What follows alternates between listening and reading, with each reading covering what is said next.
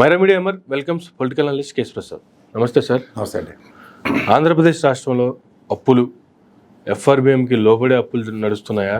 రీసెంట్గా కేంద్ర ప్రభుత్వం కూడా సెప్టెంబర్కి ఎంత, అక్టోబర్లో ఎంత, నవంబర్లో ఎంత, వచ్చే జనవరిలో ఎంత అనేటువంటిది దశల వారీగా రాష్ట్రానికి నిధులు విడుదల అనేటువంటిది కూడా ఒక ప్రకటన అయితే చేసింది. ఏం సార్ ఇది, ఏం చెప్తారు దీనికి? ఇందులో చెప్పడానికి ఏం లేదండి. ఇప్పుడు 43,000 కోట్లు ఈ గవర్నమెంట్ ఆల్మోస్ట్ 3-4 months నుంచి చూసుకుంటే ఎవ్రీ 4 months ఒక క్వార్టర్ కింద తీసుకోండి సార్. ఉన్న 12 monthsలో 4 months పీరియడికల్లో ఈ ఎఫ్ఆర్బిఎం లిమిట్ని ఎలా యూజ్ చేస్తున్నాయి ఈ గవర్నమెంట్స్ అనేవి చాలా సింపుల్ లాజిక్. ఈ ప్రభుత్వం ఆల్మోస్ట్ మనకి ఎప్పుడంటే జూన్ కదా, జూన్ నుంచి జూన్, జూలై, ఆగస్ట్, ఈ సెప్టెంబర్ ఈ క్వార్టర్ తీసుకుంటే దగ్గర 43,000 కోట్లు అప్పు చేయగలిగింది. ఇందులో దీన్ని మొత్తం ఆదాయం 87,880 సార్, పన్నులు ఇతర ద్వారా 44,822 కోట్లు, రుణాల ద్వారా 43,058 కోట్లు, మొత్తం వ్యయం 87,282 కోట్లు, రెవెన్యూ వ్యయం 85,056 కోట్లు, పెట్టుబడి వ్యయం 2,226 కోట్లు సార్. ఇప్పుడు ఇందులో మీరు గమనిస్తే మనం మాట్లాడవలసిన విషయం ఏంటంటే పరిధి లోపటే లోన్స్ ఉంటాయి. I'm not denying for all that sir. But ఇక్కడ ఒక కంపారిజన్ ఉంది. ఇప్పుడు గత ప్రభుత్వం ఏదైతే ఉందో, ఇప్పుడు ఉదాహరణకి ఎఫ్ఆర్బిఎం లిమిట్స్లో యూజ్ చేసిన ఫైనాన్సెస్ అన్నింటినీ సంక్షేమ రూపంలో ప్రజల చుట్టూ డబ్బులు తిప్పిన ఉదంతాలు మనం చూసాం. బట్ ఇక్కడ మీకు ఏం జరుగుతుందో అర్థం కావట్లేదు. ఎంత అప్పు అయితే చేస్తున్నాం, other than salaries, other than pension, ఇంక వీళ్ళు చేస్తున్న పని ఏముంది? Pension is continuous process. It is been there from years together. కొత్త సంక్షేమం అయితే లేదు, పాత సంక్షేమానికి తిలోదకాలు ఇచ్చేశారు. ఐ డోంట్ నో ఎప్పుడు అది ఎగ్జిక్యూట్ అవుతుంది. కానీ ఎంత ఎక్స్పెన్సెస్, ఎంత లోన్స్ ఎక్కడ జస్టిఫై అవుతున్నాయి? సే ఫర్ ఇన్స్టెంట్ ఒక ఇన్ఫ్రాస్ట్రక్చర్ మీద బోల్డ్ స్టెప్ తీసుకుని రావడమే రోడ్లు, లేదంటే రావడమే సంథింగ్ ఎల్స్ అన్నది. ఇప్పుడు మీరు ఇందులో ఒకటి గమనిస్తే మనకి తక్షణ సహాయం కూడా అందించట్లేదు కేంద్ర ప్రభుత్వం, ఏది వరద ముంపు ప్రాంతాల్లో. ఓకే. సో నాకు అనుమానం ఏంటంటే ఈ ఎఫ్ఆర్బిఎం లిమిట్స్ నుంచి ఈ ఫ్లడ్ మేనేజ్మెంట్కి కూడా వాడేమంటున్నారా? ఇండైరెక్ట్గా చెప్తున్నట్టు. ఇండైరెక్ట్గానే కాదు, నాకు స్టిల్ కాంట్ అండర్స్టాండ్. ఇవాళకి 10 రోజులు దాటి కూడా తక్షణ సాయం 2 రాష్ట్రాలకి లేవు. అవును. ఇంకా తెలంగాణ సంగతి తర్వాత దేవుడు వాళ్ళు ఎంత అప్పు చేశారు ఏంటది secondary issue. But one it comes to this 43,000 కోట్లలో నాకు తెలిసి ఎఫ్ఆర్బిఎం లిమిట్స్లో ఏమీ జరగలేని దగ్గర ఇండైరెక్ట్గా ఉక్కుపాదం మోపుతుందా కేంద్ర ప్రభుత్వం? ఓకే. మీరు ఆలోచించండి లాజికల్గా. ఎందుకంటే అదర్వైజ్ వాట్ ఈస్ ద నెసిటీ అన్నది ఇక్కడ పీకమే కత్తిలో ఉంది ఇప్పుడు ఆంధ్రప్రదేశ్కి. ఇప్పుడు ఓ మాట చెప్పాలంటే విజయవాడ, గుంటూరు పరిసర ప్రాంతాలు, తదనంతరం east Godavari, west Godavari effect అయింది. కింద ఉభయ గోదావరి జిల్లాలు దాటిన తర్వాత ఉత్తరాంధ్ర కూడా మ్యాసివ్ ఎఫెక్ట్. అల్లూరి అలాంటి పరిసర ప్రాంతాల్లో అయితే ఆ జిల్లాల్లో అసలు you can't even imagine the destruction. So ఎంత జరుగుతున్నా సరే కేంద్ర ప్రభుత్వం ఒక వ్యవసాయ శాఖ మంత్రి వచ్చి కూడా on behalf of central government వచ్చి 2 రాష్ట్రాలు పర్యవేక్షించిన తర్వాత కూడా ఒక్క చెయ్యి కూడా విదిలించట్లేదు. నష్టపరిహారం ఇంతవరకు ప్రకటించలేదు, తక్షణ సాయం కూడా ప్రకటించలేదు, నష్టపరిహారం. ఎగ్జిక్యూషన్స్ చూస్తే ఈ ప్రభుత్వం ఏం చేస్తుందో కూడా ఎవరికి అర్థం కావట్లేదు. ఇప్పుడు ఫైనాన్సెస్ అనేవి చాలా క్రిటికాలిటీ. ఇప్పుడు మొన్న బడ్జెట్ ప్రవేశపెట్టారు, ఆ బడ్జెట్ కూడా తీరువ దెబ్బ లేకుండా ఓటన్ అకౌంట్ బడ్జెట్ పెట్టేశారు. సో ఈ లాజిస్టిక్స్ అన్ని చూస్తుంటే ఈ వ్యయాలు, జీతాలు తప్ప ఇంకేం కనబట్టలేదు సార్. ఇది గమనించండి. సో దీంట్లోంచి ఇప్పుడు రాబోయే రోజుల్లో రాష్ట్రాన్ని పరిరక్షించడానికి ఈ ఫైనాన్సెస్ ఉపయోగపడతాయా అన్న ఒక ప్రశ్నకి సమాధానం ఈ ప్రభుత్వమే చెప్పాలి. ఇంత అప్పులు చేస్తున్నప్పుడు దీని ద్వారా ఈ అప్పులతో సంక్షేమం చేస్తున్నామో లేదంటే రాష్ట్రానికి ఇటువంటి అభివృద్ధి కార్యక్రమాలు చేస్తున్నామో ఎటువంటివి లేకుండా ఏమవుతున్నట్టు అంటారు? మరి నేను చెప్తుంది అదే. లాస్ట్ గవర్నమెంట్ 5 years గవర్నెన్స్ కనుక చూసుకోగలిగితే 2 years massive corona pandemic situations లో హౌ గవర్నమెంట్ హెస్ సర్వైవ్డ్ అన్నది ఒక కాన్సెప్ట్. రెండోది ఒక దగ్గర 1.5 year బడ్జెట్ ప్రజలకి సంక్షేమ రూపంలో ఇచ్చారు. సో ఆల్మోస్ట్ 3.5 years జస్టిఫికేషన్స్ కనబడుతున్నాయి coming at to the remaining 1.5 year. ఇక్కడ మీరు దానికి వేసిన అపవాదం ఏంటి? ఎన్నో లక్షల కోట్లు అప్పులు చేసేసారు. పేపర్ కూడా రాత పవర్ పాయింట్ ప్రెజెంటేషన్ ఒకటి, గవర్నర్ గారు మాట్లాడి 3 మాటలు. ఆల్మోస్ట్ ఒక ఎఫ్ఆర్బిఎం లిమిట్ అంత డిఫరెన్స్ ఉంది గవర్నర్ స్పీచ్ కిను చంద్రబాబు గారు ప్రజెంట్ చేసిన దానికి. ఆయన 10 లక్షల కోట్లు అని వెళ్ళిపోయాడు ఆయన గవర్నర్ గారు. ఈయన దగ్గర 9,64,000 కోట్లు అంతా ఈయన ఇచ్చారు. ఒక క్వార్టర్ ఎఫ్ఆర్బిఎం లిమిట్ అది. సో ఈ ఫైనాన్సెస్ మీద కూడా ఎవరికి ప్రాథమిక అవగాహన ఉంది అన్న దాని మీద గమనిస్తే ఇవాళ ఖచ్చితంగా పైవాళ్ళ కేశవ్ గారు లాంటి వ్యక్తి వచ్చి ప్రెస్ మీట్ పెట్టి చెప్పాల్సిందే ఆన్సర్. కానీ అన్ని వ్యవస్థలు నాశనం చేశారు. ఏ వ్యవస్థలో ఎంత తప్పులు ఉన్నాయి, ఏ వ్యవస్థలో ఏముంది తెలుసుకోవాలంటేనే టైం పడుతుంది అనేటువంటి కామెంట్లు కూడా అది పక్క తీయండి సార్. చేస్తున్నారు. అదంతా మీరు ప్రక్షాళించుకోండి. మీకు టైం వేస్ట్ కార్యక్రమాలు మీకు అవే కావాలి. మీరు ఏ ఎగ్జిక్యూషన్స్ లేవు, పబ్లిసిటీ పీక్స్ లో ఉంది అంతే మీది. సో ఇక్కడ ఈ 43,000 కోట్లు ఏదైతే అప్పు చేశారో దానికి సమానం చెప్పండి. అంతే వాళ్ళ మీద మీరు ఆడిపోసుకుని వచ్చారు. ప్రభుత్వ స్థాపన జరిగింది, ఆ ప్రభుత్వం మార్పు చేశారు, ఇన్ని లక్షల కోట్లు అప్పు చేసేసారు, శ్రీలంక అయిపోయింది, జింబాబ్వే అయిపోయింది, వెనుజులా అయిపోయింది అని చెప్పి మమ్మల్ని చిన్నపిల్లలు చేసి మీ ప్రభుత్వ స్థాపన జరిగింది. ఈ 4 నెలల్లోనే 43,000 కోట్లు మీరు ఎఫ్ఆర్బిఎం లిమిట్లకు లోబడే తీసుకున్నారు. I'm not denying it. ఎందుకంటే కేంద్ర ప్రభుత్వాలు ఇస్తాను, నేను ఎప్పుడు మాట్లాడేది అది. ఇచ్చిందాన్ని జస్టిఫికేషన్ చెప్పండి. అంతే కదా. సే ఫర్ ఇన్స్టెంట్ ఇంత ప్రాజెక్ట్ ఉదాహరణకి 17 మెడికల్ కాలేజీల ఎగ్జిక్యూషన్స్లో 5 మిగిలిన వాటికి ఇంత ఎలకేషన్స్తో ముందుకెళ్తున్నాం. కడప మెడికల్ కాలేజీ చేతులు ఎత్తేసారు మీరు. అవును, అద్భుతం అది. ఒకసారి చూడండి వెళ్ళి, సార్ ఆ విజువల్స్ తెప్పించుకుని చూడండి ఒకసారి. It's a visual wonder. ఆ బస్ స్టాండ్ ఒకటి కడపలో మీరు కట్టిన పులివెందుల్లో బస్ స్టాండ్ ఒకటి, రెండోటి సెక్రటరియట్లు మరిపించేస్తున్నాయి ఇక్కడ తెలంగాణ సెక్రటరియట్లు.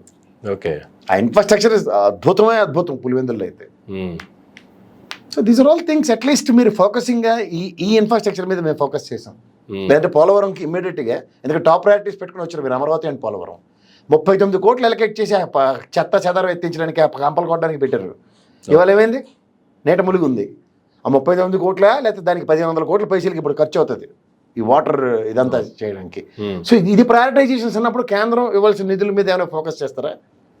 అయితే ఈ అప్పుల ఊబిలో ఉన్న రాష్ట్రాన్ని మళ్ళీ ఇంకొంచెం అప్పుల ఊబిలోకి నెట్టి మీ సొంత స్వకార్యాలను నిర్వర్తించుకోవడానికి. ఓకే,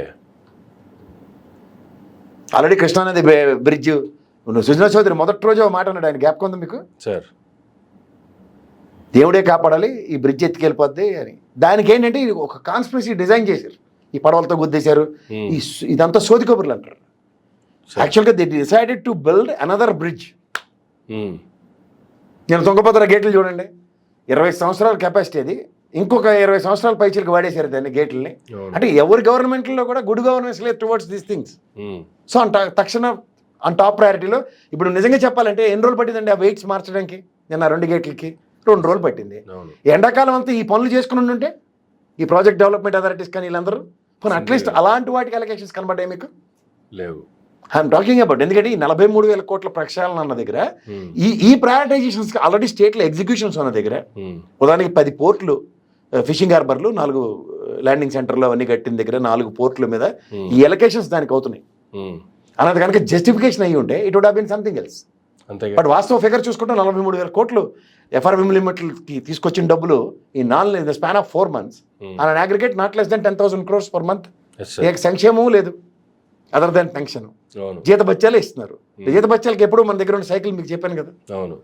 గత ప్రభుత్వం చంద్రబాబు నాయుడు గారి గవర్నమెంట్లో దగ్గర 89.7% దగ్గర జీత బత్యాలు ఇస్తే జగన్మోహన్ రెడ్డి గారి గవర్నమెంట్లో 111% ఇచ్చారు.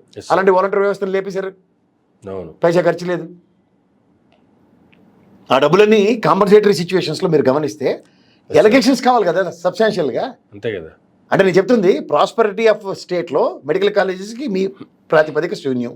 ఎన్డీఏ గవర్నమెంట్లో ఉన్నప్పుడు తెలంగాణ వాడికి కాంగ్రెస్ గవర్నమెంట్ కూడా 2 కాలేజీలు ఇచ్చారు. నేను చూసారు లేదు, మనకి లింగలింగం అని ఒక కాలేజ్ ఇచ్చారు, అది కూడా శూన్యం. అంటే ప్రయత్నం చెప్తున్నా. ప్రభుత్వ స్థాపనకి మీ ముగ్గురికి ఉన్న శ్రద్ధ రాష్ట్ర ప్రయోజనాలు పరిరక్షించడానికి కూటమి ప్రభుత్వంలో ఉండి కూడా మనకి 2 తెలంగాణతో ఈక్వల్గా 2 మెడికల్ కాలేజీలు కూడా తెచ్చుకోలేకపోయాం. దీని దౌర్భాగ్యం అంటారు.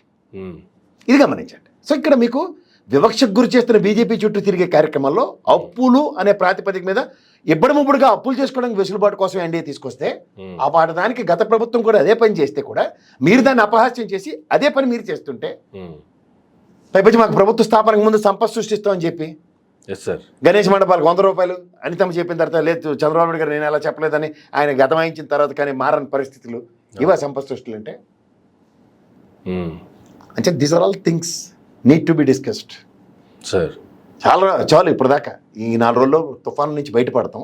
అట్లీస్ట్ ఇప్పుడైతే టాప్ ప్రయారిటీ రోడ్లు బాగానే అవహేళన చేసి ప్రభుత్వ స్థాపన జరిగింది. ఇది మీ కునుకునక్క మీద తాటిబండి పడినట్టు ఇప్పుడు ఈ తుఫాన్ ధర్మం మొత్తం రోడ్లు ఆల్మోస్ట్ ఎత్తుకుపోయాయి. దీనికి యుద్ధ ప్రాతిపదిక మీద ఏం చేస్తారో సెంట్రల్ గవర్నమెంట్ డిజైన్ చేసిన వాళ్ళ పేపర్లో చూసిన ఎక్కడ సర్ప్రైజింగ్లీ 20 kilometers అంటే వెసులుబాటు ఇస్తారు హైవేల్లో, మీ తర్వాత నుంచి టోల్ తీసేస్తారట. అరే నేను మీరు పుట్టకాడి నుంచి హైవే టోల్ కట్టుకుని వస్తున్నాం మనం. ఎప్పుడు జాతికి అంకితం చేస్తారు. అవును. చేత ఇవన్నీ చూసి ఈ పరిధుల్లో రాష్ట్రానికి కూడా సంపద సృష్టిస్తామని స్టేట్ హైవేలకి టోళ్ళు పెడతామని మొదటి రోజు శ్రీకాకుళంలో ప్రయోగాత్మకంగా చేసిన దగ్గర ప్రజల యొక్క నిరసనలు వాటి తాత్పర్యాలు చూసుకోగలిగితే అంచేత ఎప్పుడైనా సరే నేను ఎప్పుడు చెప్తూ ఉంటా, ఆవు గట్టుని మేస్తే దూడలు చేలు మేలదు. కేంద్ర ప్రభుత్వం 150 లక్షల కోట్లు అప్పు చేసి వాళ్ళ 10 ఏళ్ళు బట్టి ఇప్పుడు ఈ మధ్య 11వ సంవత్సరంలో ప్రభుత్వం ఉండి కాలక్షేప కార్యక్రమాలకు తెరలేపినప్పుడు వాళ్ళతో ఎలా నేను అందరికీ ఇదే పని ఉంటుంది. అంతకు మించి ఇంకేముండదు సార్. నెక్స్ట్ వైజాగ్ స్టీల్ ప్లాంట్కి సంబంధించి చూసుకుంటే సార్, మరలా స్టీల్ ప్లాంట్కి ఇప్పటివరకు గత కొన్ని రోజులుగా అక్కడ దీక్షలు, దానికి మద్దతుగా ర్యాలీలు జరుగుతూనే ఉన్నాయి. గత ప్రభుత్వంలో పవన్ కళ్యాణ్ గారు మద్దతు ప్రకటించారు, ప్రైవేటీకరణ చేస్తామంటే ఊరుకోము, నాకు ప్రధానమంత్రి గారి ఆఫీస్ తెలుసు, ప్రధానమంత్రి గారితో నేరుగా సంబంధాలు ఉన్నాయి, నేను వెళ్తాను, కూర్చుంటాను, మాట్లాడతాను, నేను ఆపేస్తాను అన్నారు. కానీ ఇవాళ పోలీసులు పెట్టి మరీ అక్కడ ధర్నా చేస్తున్నటువంటి వాళ్ళని, సామరస్యంగా దీక్ష చేస్తున్నటువంటి వాళ్ళని లాక్కెళ్ళి అరెస్టులు చేస్తున్నటువంటి పరిస్థితి. ఇప్పుడు సడన్గా అసలు ఈ స్టీల్ ప్లాంట్ అంశం ఎందుకు వచ్చింది సార్? అసలు నేను ఒక మాట చెప్పనా, it's all diverting politics. First thing, 2 విషయాలు మీకు చెప్తా. ఒక పెట్టుబడిదారీ వ్యవస్థతో గత ప్రభుత్వం చేసిన యుద్ధానికి ప్రజలు తిరస్కరించారు. ఇప్పుడు మీకు the concept of NDA government ఏంటంటే డిజిన్వెస్ట్మెంట్లో మొత్తం అంతా ప్రైవేట్ పరం చేసుకుంటూనే తిరుగుతున్నారు. ఆల్మోస్ట్ నేషనలైజ్డ్ ఉన్న వాటిలో 100 ఉన్నాయండి. బ్యాంకులు కానీ, లేదంటే ఎల్ఐసీలు లాంటివి కానీ, లేకపోతే ఇలాంటి ఉక్కు కర్మాగారాలు కానీ, లేకపోతే విద్యుత్ సోదాలు కానీ, ఇలాంటివన్నీ. ఫర్ యువర్ ఇన్ఫర్మేషన్, ఇది ఆల్రెడీ ఇన్ 100 లిస్ట్లో ఉంది. ఎవడు ప్రభుత్వం వాడాలి కరెంట్ పాస్ ఆటల్లో దాటుకుంటూ వస్తున్నారు. The success stories and narrations are nothing but దాటేసాం అని చెప్పుకోవడం. But unfortunately what is happening అన్నది చూసుకుంటే వీళ్ళు ఏమీ చెయ్యట్లేదు. కేంద్ర ప్రభుత్వ ఆధీనంలో జస్ట్ మనం చూడండి తోలుబొమ్మలు అట్లా ఆడిస్తుంటే వాళ్ళు అలా ఆడుతూ ఉంటారు. ఓకే. సో ఇక్కడ ముఖ్యంగా ఈ రోజు చెప్పిన మాటకి ఆ రోజు చెప్పిన మాటకి ఎక్కడ పొంతం లేదు. ఇది కనీసం సంవత్సరం పాటు ఆయన జగన్మోహన్ రెడ్డి గారు ఉద్యమమైనా చేసుకొని ఇచ్చారు వాళ్ళని. అవును. అట్లీస్ట్ నిరసన తెలియజేయడం, మాకు దీన్ని ప్రైవేటీకరించడానికి మేము నిరసన తెలియజేస్తున్నాం అన్న దగ్గర ఈ ప్రభుత్వం రాగానే కేంద్ర ప్రభుత్వ ఆధీనంలో ఉన్న ఈ ప్రభుత్వం ఆ విధి విధానాలను ప్రజల మీద బుల్డోస్ చేస్తుంది.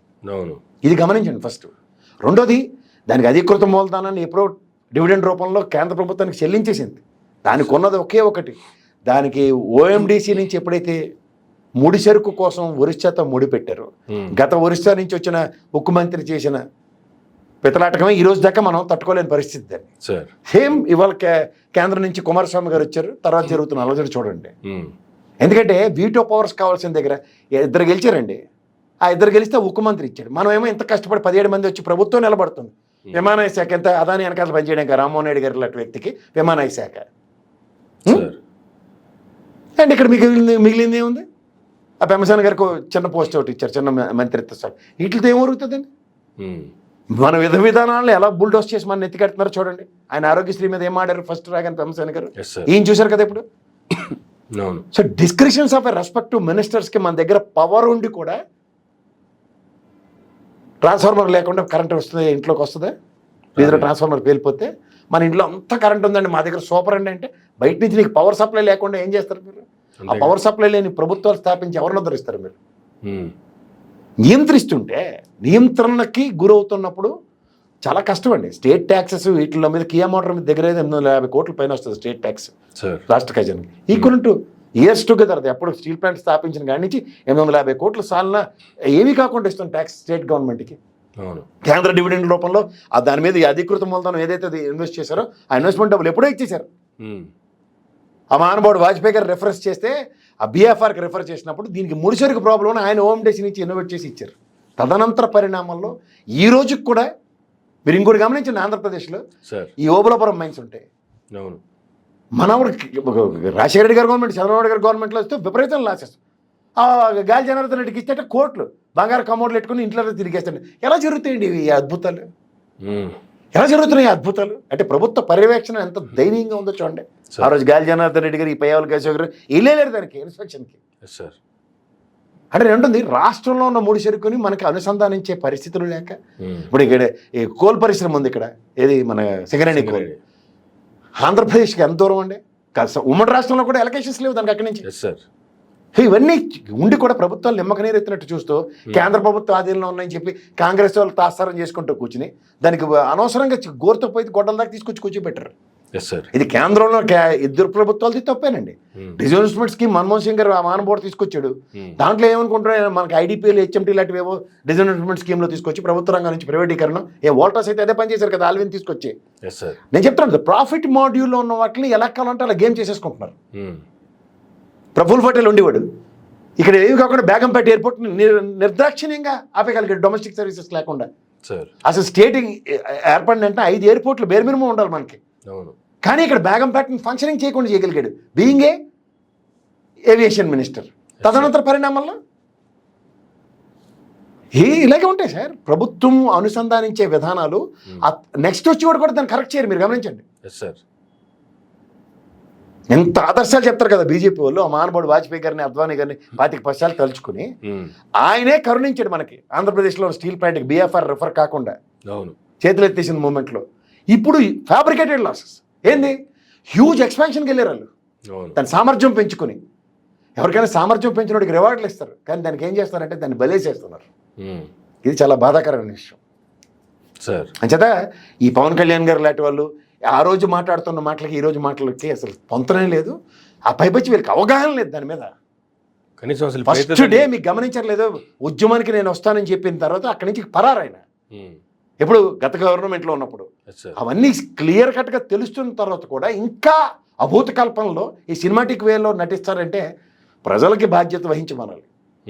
ఇప్పుడు మీకు ఒకటి చెప్తా sir, the main motto of this thing, ఇప్పుడు ఏదైతే జరుగుతున్నా, ఇప్పుడు అమరావతి రాజధానిగా చేస్తానన్న దగ్గర అది సాధక బాధకాలకి మీద అవగాహన జగన్మోహన్ రెడ్డి అని చెప్తాను. ఎందుకంటే అతను తీసిపడి వచ్చేవారైనా సరే, కానీ కరోనా టైంలో కూడా పారాసెటమాల్ వేసుకోవాలి, ఇంట్లో ఉండాలి, ఎవరి పని అటు చేసుకోవాలని చెప్తే దాని అవహేళనకు గురైతే తర్వాత ప్రపంచం అంతా అదే ఫాలో అయింది.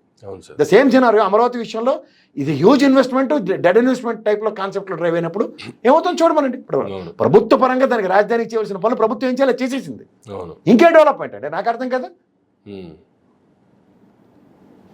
ఫంక్షనింగ్స్ అక్కడే జరుగుతున్నాయి కదా, కోర్టు కానీ లేదంటే సెక్రటరియట్ కానీ అని. అదే అమరావతి రాజధాని అంటే అయిపోయింది. ఎవడోడో టార్గెట్లు పెట్టుకుని ఎవడోడో పనులు చేస్తా ఉంటే ఎక్కడ అవుతాయి సార్ అవి? మనం ఏమైనా ఆర్థిక స్వావలంబన ఉన్న రాష్ట్రమా? బిక్కులు ఆడుకొని తిరుగుతున్నాం మనం. ఇవన్నీ ముడిపెట్టి చూస్తానండి, ఏది చెప్పాలో మంచి అది చూడండి. బ్రహ్మం గారు ఎప్పుడో కాలజ్ఞానం చెప్పినట్టు జగన్మోహన్ రెడ్డి ముందే అన్ని చెప్తున్నట్టు దానికి తగ్గట్టుగా అవే జరుగుతున్నాయి. చూసుకోమనండి కావాలంటే. ఏ పెట్టుబడిదారీ వ్యవస్థతో పోరాడుతున్నాం మనం మొత్తుకున్న ఆయన ఆ అవుట్కమ్ అదే అవుతుంది. చూసుకోండి, బిలో పవర్టీలో ఉన్నవాడి వాళ్ళకి తుఫాను బాధితుల కింద ఎలా మిగిలి ఉన్నారో చూడండి. ఎలక్షన్స్ బిఫోర్ ఎలక్షన్స్ కూడా వైజాగ్లో పర్యటిస్తున్నప్పుడు ఆయన అదే మాట చెప్పారు సార్, ఇంతకాలం నేను ఉండి ఆపాను కాబట్టే ఆగింది, పొరపాటున రేపు గవర్నమెంట్ మారింది అంటే ప్రైవేటీకరణ ఆగదు, కంపల్సరీ చేసేస్తారని కామెంటే చేశారు ఆయన కూడా. అదే జరుగుతుంది, నేను అదే చెప్తున్నాను కదా. ఏది ముందు చెప్పాడో అది నెత్తికొస్తుంది ప్రతిసారి. We have to live with it అన్నాడు. కరోనాతో అలాగే చచ్చాం మనం 2 ఏళ్ళ పాటు, 3 ఏళ్ళ పాటు. Same it's happening. తప్పులు ఏవి జరగబోతున్నాయో కొంతమంది ఆలోచించి మాట్లాడతారండి. ఒక స్థాయి ముఖ్యమంత్రి స్థాయికి వస్తేనే ఎవడో ఎదగరు. చంద్రబాబు గారు కూడా అంత స్థాయి ఉన్న మనిషి, ఎందుకంటే ప్రీ ఆక్యుపైడ్ మైండ్. నేను మొత్తుకుంటుంది అదే, ఆయన బుర్రంతా అమరావతితో ఆక్యుపై ఉంది. ఒక్కసారి if you can get rid of that Amaravati అన్నది ఒకసారి బుర్రలోంచి ఆయన తీయగలిగితే ఈ will definitely do different wonders. అంత స్థాయికి వస్తేనే ఎదగరు ఎవరు పడితే వాళ్ళు. కానీ ఇక్కడ స్టీల్ ప్లాంట్ చుట్టూ తిరుగుతున్న దాంట్లో కూడా వేరీస్ పవన్ కళ్యాణ్, వేరీస్ ఈలేట్ చేస్తారండి. మీరు భలే ఉంది, క్రికెట్ టీం తీసుకుని 11 మందిని సెలెక్ట్ చేసి లోపల ఆడడానికి పంపిస్తారు, 4 బెంచ్ మీద కూర్చోపెడతారు. ఈ 4 ఎందుకు వేయలేదని మ్యాచ్ ఓడిపోయిన తర్వాత మాట్లాడుతున్న మాటలాగా ఉన్నాయి. వీళ్ళు అయితే అయిపోతాయి. వీళ్ళు క్యాప్టెన్ ప్రాస్పెక్ట్లు వీళ్ళు ఎందుకు పనికిరాలని ఆడ కూర్చోపెట్టారు. ఆయన తీసుకొచ్చి మీరు మెయిన్ టీంలో ఏమంటే ఏమైనా అర్థం ఉందా? ఏడు చేస్తారు పవన్ కళ్యాణ్ వీళ్ళు చెప్పండి. మీకు ఇంకో మాట చెప్తా, కార్మిక సంఘాలని డెసిషన్ మీద ఆ రోజు చంద్రబాబు గారు అకంపెనీ చేశారు. But deliberation has come from respect to Vajpayee గారి దగ్గర నుంచి వచ్చింది sir. It's a matter of fact. బిఎఫ్ఆర్కి రిఫర్ చేశారు దీన్ని. దీనికి ప్రాబ్లమే 3 సార్. కానీ అలాంటి దార్శనికుడు కావాలి. వాడు వాజ్పేయి లాంటి దార్శనికుడు, ఆలోచించగలిగే వ్యక్తి, మేధావి కావాలి. ఇప్పుడున్న వాళ్ళకి ఎవరికి ఉందండి, అసలు ఎవరికీ లేదు. I can challenge that. ఎందుకంటే అలా ఆలోచించే దేశ ప్రగతిని పురస్కరించుకునే విధానాల్లో ప్రైవేట్ సెక్టర్, పబ్లిక్ సెక్టర్ అనే దాంట్లో పబ్లిక్ సెక్టర్ని పరిరక్షించే మహనీయులు రేరెస్ట్గా ఉంటారు. అది వాజ్పేయి లాంటి వ్యక్తి ఒక్కడే ఉంటాడు. అలా ఆలోచించగలిగితే ఇన్ని వ్యవస్థలు ప్రైవేటీకరణ కావు, ఇన్ని లక్షల కోట్లు అప్పులు కావు కదా సార్. అది the motto of disinvestment has totally diluted. నేను చెప్తుంది అదే. ఇక్కడ ఉన్న ఐడిపిఎల్, హెచ్ఎంటీ లాంటివి తీసుకెళ్లి మీరు ప్రైవేటైజ్ చేయండి, ఎవడు బాధపడం. అది పునరుద్ధరించబడిందని. ఐడిపిఎల్ నుంచి ఎత్తుకొచ్చిన సామాన్లతో ఈ రెడ్డి ల్యాబొరేటరీస్ను అరవిందో ఇలాంటివన్నీ బ్రహ్మాండంగా ఫ్లరిష్ అయిపోతాయి. Yes, కానీ ఇక్కడికి వచ్చాక వీళ్ళు ఎందుకు ఫ్లరిష్ అవ్వాలి అయిపోయారు? అవును. సేమ్ వైజాగ్ స్టీల్ ప్లాంట్కి ఏది అన్యాయం జరగబోతుందో ఆల్రెడీ ప్రాక్టికల్గా ఐడిపిఎల్కి అదే అన్యాయం జరిగింది. రెడ్డి అరవిందో అటువంటి అద్భుతాలు చేసేస్తాయట, ఐడిపిఎల్ చేయలేదట. ఎందుకు చేయలేదు? వీళ్ళందరూ అక్కడి నుంచి ఆ చెట్టుకాయలే, అంతే కదా, ఆడి నుంచి ఆవిష్కరించబడిన సైంటిస్టులు వీళ్ళందరూ. అంతేగా. చేత ఇలాంటివి ప్రజలు ఒకటి గుర్తుంచుకోండి సార్, ప్రజాస్వామ్యంలో ప్రజలు పార్ట్ అండ్ పార్సల్స్గా ఉంటారన్నది ఒక ఇల్యూజన్. కానీ ప్రజలు ప్రజాస్వామ్యంలో లేరన్నది వాళ్ళకి తెలియట్లేదు. ప్రజాస్వామ్యంలో ప్రజలు ఉండడం అంటే అమెరికా లాంటి దగ్గర జరుగుతున్న డెమోక్రసీ లాంటిది. బట్ మన democracy is totally different. Election రోజు మాత్రమే ఆడికి డిస్క్రిప్షన్స్, తర్వాత ఇంట్లో కూర్చుని బెచ్చేట ఆడుకోవడమే, ఓకే, ఏది సంబంధం ఉండదు. తర్వాత ఇంకోటి చెప్తున్నా, ప్రభుత్వం ఎప్పుడైతే బిలో పవర్టీ వాళ్ళని పరిరక్షించడానికి మాత్రమే ఈ ప్రభుత్వాలు ఉంటాయి, మళ్ళాటోడికి కాదు. ఇది కూడా ప్రజలు గ్రహించట్లేదు. మాధ్యమాల త్రూగా ప్రభావితమై ప్రభుత్వ స్థాపనలు జరిగినంతకాలం ఈ దౌర్భాగ్యం అలాగే ఉంటుంది. అంతకనే తెలియదు సార్. ఫైనల్గా ఫ్లడ్స్కి సంబంధించి ఒకసారి మాట్లాడుకుంటే సార్, నిన్న హోమ్ మినిస్టర్ అనిత గారు ప్రెస్ మీట్ పెట్టారు. ప్రకాశం బ్యారేజీలోకి వచ్చినటువంటి బోట్స్ ఏవైతే ఉన్నాయో అవి వైసీపీవే అనేటువంటి ఒక ముద్ర వేశారు. వాళ్ళకి సంబంధించి ఎవరేవైతే ఉన్నాయో వాటిని ఫైండ్ అవుట్ చేసి దేశద్రోహులు కేసు పెట్టాలి ఇలాంటి వాళ్ళ మీద. మరి ముఖ్యంగా జగన్మోహన్ రెడ్డి గారు ఇటువంటి వాళ్ళని ఎంకరేజ్ చేస్తున్నారు. దీని వెనక ఉన్నది జగన్మోహన్ రెడ్డే. జగన్మోహన్ రెడ్డిని అరెస్ట్ చేయాలి, దేశద్రోహం కేసు పెట్టాలి, జైల్లో వేయాలి. మీరు నేను చిన్నప్పటి నుంచి పెరిగాం కదా సార్, వర్షాలు పడితే చిన్న చిన్న బోట్లు అంటే పడవలు తయారు చేసి కాగితం పడవలు వేస్తాం. Yes sir. అవి ఏమైనా డైరెక్షన్ ఉంటాయా? అవి ఎటు వెళ్తాయి మీకు ఏమైనా అవగాహన ఉంటుందా? వాటర్ ఎడిపోతే ఎడిపోతాయి అంతే, అది దాని ఇష్టం వచ్చినట్టు వెళ్తాయి. అంతే కదా. అంతేగా. అలాగే 11 లక్షల క్యూసెక్కుల వాటర్ వచ్చినప్పుడు అక్కడ 500-600 బోట్లు ఉంటాయి, ఇంక్లూడింగ్ టూరిజం బోట్ కూడా ఎత్తుకెళ్ళిపోయింది. మాటకి చెప్తున్నా, వాటికి ఏమైనా తీరువ దెబ్బ ఉంటుంది ఎటు వెళ్తుందా? అంతేగా. ఇవన్నీ కబుర్లు చెప్తారు కదా, అలర్ట్ ఇచ్చారా? మన వాతావరణ శాఖ సముద్రంలో అలల తాకిడి పెరిగింది, తుఫాను హెచ్చరికలోనే మత్స్యకారులు సముద్రంలోకి వెళ్ళొద్దు అని వాతావరణ శాఖ హెచ్చరిక ఇస్తుంది కదా. అలా ఈ ప్రభుత్వం నుంచి హెచ్చరిక వచ్చింది ఒకసారి చెప్పండి. లేదు. అనితమ్మ గారు టీచర్ అండి, ఆవిడ ప్రొఫెషన్, ఇప్పుడు పాలిటిక్స్లోకి వచ్చారు కదా, చిన్నప్పుడు ఆవ్యాసం చదువుకుని ఉంటారు. అలా ఆవిడ ఏటి మాట్లాడినా లాస్ట్కి జగన్మోహన్ రెడ్డి గారికి వచ్చి స్ట్రక్ అయిపోద్ది ఆవిడ. నాట్ ఓన్లీ అనిత గారు సార్, ఎవరు అనితమ్మ గురించి మాట్లాడుకుంటారు తర్వాత మిగిలిన. కానీ హోమ్ మినిస్టర్ ప్రెస్ మీట్ పెట్టిన ఆవిడ గిర్రని బొంగరం తిన్నట్టు తిరిగి వచ్చి జగన్మోహన్ రెడ్డి దగ్గర పార్కింగ్ అన్నమాట, కార్ పార్క్ చేసి సభకు నమస్కారం అని వెళ్ళిపోతారు ఆవిడ. ఆవిడకి అంతే తెలుసు. ఎందుకు తెలుసు అని నేను చెప్తున్నానంటే, ఆవిడ టీచర్ అమ్మాయి ఉండి కూడా ఇక్కడ ఉన్న సింపుల్ మన ఇందాక పడవ ఎగ్జాంపుల్స్ అన్ని ఆవిడకి బుర్రలో అలాంటి టీచర్ అమ్మ నేర్పిన చదివే మనకి. సో ఆవిడ చెప్పినవి మనం ఆవిడకే చెప్పే స్థాయికి మనం పెంచినందుకు ఆవిడకి కృతజ్ఞతలు చెప్పాలి.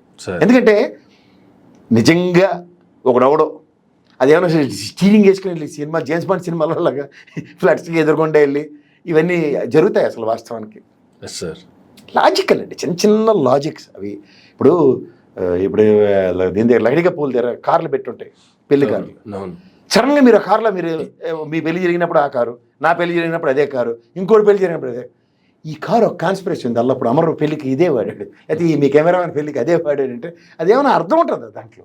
ఆ బోట్లు అన్నవి ఒక ఇప్పుడు ఈ ఎలక్షన్స్ అయిపోయిన తర్వాత తెలుగుదేశం విజయోత్సవాలకి జెండాలు కట్టి దాన్ని వాడారు తెలుగుదేశం. అలా జయరామ్ వాడు అమెరికా నుంచి వచ్చి మన అందరినీ ఎదవలో నడుచుకోండి, ఆయన ఇంటి పేరు ఉంది కాబట్టి నిన్న కూడా నేను చెప్పాను, నా పేరు కేఎస్ ప్రసాద్ కాదంబరి. ఆ కాదంబరి నా పేరు. అది తీసుకొచ్చి అలా అమ్మాయి వచ్చింది, బొంబాయి నుంచి వచ్చిన అమ్మాయికి చెప్తే ఎలా ఉంటాయి ఏంటంటే విధి విధానాలు తెలియక చంద్రబాబు నాయుడు గారి ఒరిజినల్ టీం లేక ఆయన తిప్పలు. నిర్భయ కేసులో ఫేస్ ఐడెంటిటీ ఇవ్వకూడదు, ప్రైమరీ. అది కూడా లాజిక్ వాడకుండా కూర్చొని డిబేట్లు పెట్టేశారు. She's a victim. విక్టిమ్ ఎప్పుడు she should be present in front of the camera, first thing. అది నిర్భయ చట్టం చెప్తుంది. వాడు చేసిన ఆ కుక్కలోడు చేసిన పనికి ఎంట్ల పెట్టి చేయవలసిన శిక్ష ఏంటంటే నిర్భయ కేసు పెట్టాలి మీద. దీనికి ఆల్రెడీ వీళ్ళు చేసిన పని ఏంటి అంటే చట్టాలను తన చేతిలో తీసేసుకోవచ్చు. మీరు ప్రతిదాన్ని నేను ఎందుకు ముడిపెట్టి మాట్లాడవలసి వస్తుందంటే ఇది ప్రజలకు తెలియాలి సార్. ఇప్పుడు ఎన్ని గౌరవ కోర్టులు ఇవన్నీ చూడండి, రెడ్ కార్పెట్ తీసుకొచ్చారు. రెడ్ కార్నర్ నోటీస్ ఉన్నోడికి రెడ్ కార్పెట్ తీసుకొచ్చి చిన్నపిల్లలు చూడండి, ఈ తప్పు మళ్ళీ ఇంకోసారి చేస్తే ఊరుకోండి జాగ్రత్త అని వార్నింగ్ ఇచ్చారు. నేను జీవో చూడండి, ఆ శ్రీనివాస్కి ఇచ్చిన జీవోలు. అంటే ఇదే పని ఆ విజయమాల్య గడికి, నీరవ్ మోడీ గడికి, ఆడు ఇంకో స్టేట్ గవర్నమెంట్లో ఎక్కడ ఫ్లైట్ తీసుకుని ల్యాండ్ అయిపోయి వాళ్ళు అండర్స్టాండింగ్ అయిపోయారు వచ్చి వచ్చారు. దీనికి ఉదాహరణ అదే కదా. అదే కదా, 271 కోట్ల స్కిల్ డెవలప్మెంట్ స్కామ్ జరిగితే 240 కోట్ల ఫైనాన్షియల్ ట్రాన్సాక్షన్స్ అని ఐటీ ఈడీలేడు చేస్తూ సామర్థ్యం కలిగిన పోలీస్ డిపార్ట్మెంట్ స్టేట్లో యాక్టివ్గా ఉంటే అక్కడ సిబిఐ రాదు. అలాంటి దగ్గర ఈడీ సిబిఐ సమన్వయంతో జరిగిన గత గవర్నమెంట్లో జరిగిన ట్రాన్సాక్షన్స్లో అవుట్కమ్ ఇవాళ ఎవరికాడే క్లీన్ చిట్ ఇచ్చేసుకుంటాడు. ఈ పడదానికి కేజ్రీవాల్ తనకి క్లీన్ చిట్ ఇచ్చుకోలేడా? అంతే సార్, ఇచ్చుకోవచ్చన్నమాట. ఇప్పుడు రేపు పొద్దున బెయిల్ రాగానే ఈ పూర్వపరాలు పరిశీలించిన తర్వాత సిసోడియోకి చెప్తాడనమాట, మనీ సిసోడియోకి ఇక మీద ఇలా చేయొద్దు మన ఇద్దరం అని ఓ జీవో ఇచ్చేసారు అనుకోండి, అయిపోయిందా? అందులో ఇంకా కామెడీ లేండి. అక్కడ ఆ గవర్నర్ ఈ రోజు దాకా ప్రశ్నించట్లే అని చెప్తున్నాను. ఇది the directions and what is the outcome అన్న దగ్గర లాజికల్ థింకింగే లేకుండా పడవలో కనబడగానే దానికి గ్రీన్ కలర్ కనబడి, నేషనల్ ఫ్లాగ్లో కూడా గ్రీన్ కలర్ ఉంటుంది. ఏం చేస్తారా? వెంగళంకయ్య గారి మీద కూడా కేసు ఎట్టేసే పరిస్థితి వచ్చేలా ఉంది ఇక్కడ పరిస్థితి చూస్తే. ఓ మధ్యలో ఎల్లో స్ట్రిప్ కనబడదు, వాళ్ళేమో ఇగో ఎల్లో బోట్లు చూసావా వాళ్ళట, వీళ్ళేమో అల్లట. అసలు ఈ ఇన్సిడెంట్ ఇప్పుడు కాదు గతంలో జరిగిందనే ఒక వాదన కూడా తెర మీదకి వస్తుంది సార్. ఏ ఇన్సిడెంట్? పడవలే. అదేంటండి, ఇప్పుడు కళ్ళ ముందు పిల్లర్లు కూడా గుద్దుపోయి గేట్లు మార్చి వెయిట్లు వేసి నానా తెప్పలు పడుతుంటే చూపిస్తున్నారు. కానీ బట్ ఈ వీడియో ఇప్పుడు కాదు గతంలో అనేటువంటి ఒక వాదన తెర మీదకి వస్తుంది. అప్పుడు ఒకటే పడవు కదా, ఇప్పుడేమో వాళ్ళ పేపర్ అయితే 5, 6 పడవలు రాసి లాస్ట్కి 3 కంక్లూజన్కి వచ్చి మెయిన్ ఎడిషన్ లో ఒకటి వరద కొట్టుకుపోయింది, మళ్ళీ పై నుంచి ఎగిరి అదేమన్నా జేమ్స్ బాండ్ సినిమాలకి వెళ్ళి అవతల పక్క వెళ్ళి పడుతుందా? ఏంటి కామెడీలకు కూడా అర్థం ఉండాలి అసలు. అంచేతే sir please focus. Home minister గారు కూడా నిన్న అదే చెప్పారు కదా సార్, 5 పడవలు వచ్చాయి, ఒక పడవ పోయింది, ఏడపోద్ది, ఒక పడవ ఇరిగిపోయింది, 3 తగలడు. 3 పడవలు కూడా ఒకదానికి ఒకటి లింక్ చేసి పెట్టారంట. ఒకటైతే సరిగ్గా కొట్టలేదని చెప్పి 3 పోయి గట్టికి కొడితే మీరు వెళ్ళి ఎక్కడైనా అక్కడ నదుల పరిసర ప్రాంతాల్లో అట్లా బోట్లు కడతారు చూడండి, ఒకదానికి ముడేసి పెడతారు సార్. వద్దులేండి సార్ ఈ కామెడీలు, నేను ఇంకెంతకైనా విశ్లేషించలేము. సో వరదల్లో ఫైనల్ అవుట్కమ్ అంటే ఏం చెప్తారు సార్? ఉన్నాయి సార్, ఇంకా గోదావరి ముంచుతుంది అక్కడ. సీఎం గారు కూడా నెక్స్ట్ ఏలూరు ఉత్తరాంధ్రకి పర్యటనకి ఏరియల్ సర్వేకి వెళ్తున్నారు. ఇంకో 10 రోజులు కష్టాలు ఉంటాయి సార్, తర్వాత తేరుకోవడం మాత్రం చాలా కష్టం. ఎవడైతే ఆ బురద లబ్బిడి, మా కజిన్స్ ఇల్లు నేను చూపించారు, చాలా ఘోరంగా ఉన్నాయి, చాలా ఘోరంగా ఉన్నాయి. ఇట్స్ నాట్ సో ఈజీ అండి. ఇప్పుడు ఎక్స్పాన్షన్ అనేది జరిగిపోతున్నప్పుడు హ్యూజ్ ఎక్స్పాన్షన్స్ జరిగిన కొన్ని కాలనీలు ఉన్నాయి. ఇప్పుడు సింగనగర్ పరిసర ప్రాంతాల్లో ఫ్లైఓవర్ వచ్చి చిన్న చితక వాళ్ళ దగ్గర నుంచి ఏ స్థాయికి అక్కడికి వెళ్ళిపోయారో అందరికీ తెలుసు. ఒకప్పుడు చిన్న సైకిల్ 2 వీలర్ ఉండడం గ్రేట్ అక్కడ. అలాంటిది గవర్నమెంటే 3-4 కాలనీలు బిలో పవర్టీలో ఉన్న వాళ్ళకి కాలనీస్ ఎక్స్పాండ్ చేసి ఇచ్చింది అక్కడ. ప్రాక్టికల్గా లాజికల్ థింకింగ్ ఎప్పుడైతే వదిలేసి ఎవడు మట్టగాడు ఏ గవర్నమెంట్లో ఉన్నప్పుడు ఆ నిర్ణయాలు కంటిన్యూటీ అనేది ఎప్పుడైతే లేకుండా ఉంటాయోనంటే ప్రాబ్లమ్స్ అలాగే ఉంటాయి. ఎందుకు రాజశేఖర రెడ్డి గారు ఇదే బుడమర ఎక్స్పాన్షన్కి 241 కోట్లు అలొకేట్ చేస్తే 5 ఏళ్ళు చంద్రబాబు గారి ప్రభుత్వం ఉంది, ఏం చేశారు? 5 ఏళ్ళు జగన్మోహన్ రెడ్డి గారి ప్రభుత్వం ఉంది, ఏం చేశారు? ఇవాళ చెప్తున్నాను, ఇవన్నీ ప్రభుత్వం కంటిన్యూషన్లో ఎవడు పని అడి చేస్తామని చెప్పి కథలు చెప్పుకోవడం ఉంటుంది. ఈ కార్యక్రమం తాసారం కార్యక్రమాలకు తెరలేపుకున్నప్పుడు, అపవాదులు పక్కవాడి మీద వేసి కాలక్షేపం చేసుకునే కార్యక్రమం ఉన్నప్పుడు సొల్యూషన్ ప్రాస్పెక్ట్లో ఆలోచించడం అనేది చాలా ఇంపార్టెంట్. అది రేరెస్ట్గా జరుగుతూ ఉంటాయి అంతే. ఈ వరదలు వీటితో కొద్దిగా రాష్ట్రంలో జరుగుతున్నటువంటి గొడవలు కావచ్చు, లేదంటే కాదంబరి లాంటి పక్క రాష్ట్రానికి సంబంధించినటువంటి హీరోయిన్ తీసుకొచ్చి అన్యాయం జరిగిందనేటువంటి అంశాలు కావచ్చు, బాగా హైలైట్ అవుతున్న తరుణంలో వరదలు వచ్చేసారు. ఈ వరదల కారణంగా కొంత గ్యాప్ వచ్చింది అనుకోవచ్చు. బట్ వరదలు తగ్గుముఖం బట్టాయి, పర్లేదు అనుకున్నప్పటికీ మళ్ళీ గొడవలు స్టార్ట్ అయిపోయాయి. కాదంబరి కూడా మళ్ళీ ఫ్రేమ్లోకి వస్తుంది. రానివ్వండి సార్, ఏడు చేస్తాం, మనం ఏడు చేస్తాం. ఆ అమ్మాయి చేయవలసిన పని తనకు నిజంగా అన్యాయం జరిగింది, తను చేయవలసిన పని చేయకుండా ఈ పబ్లిసిటీ అంటే ఇదేనా? దాని బదులు ఇన్స్టంట్ రియాక్టివ్ మోడ్లో జరగవలసినవి జరగాలి. జరిగితేనే నిర్భయ ఫోక్స్ చట్టాలు అవన్నీ దేనికోసం పెట్టారు. A victim should need to give proper ప్రొటెక్షనే లేకుండా చేత నీడ్ టు థింక్ ట్వైస్.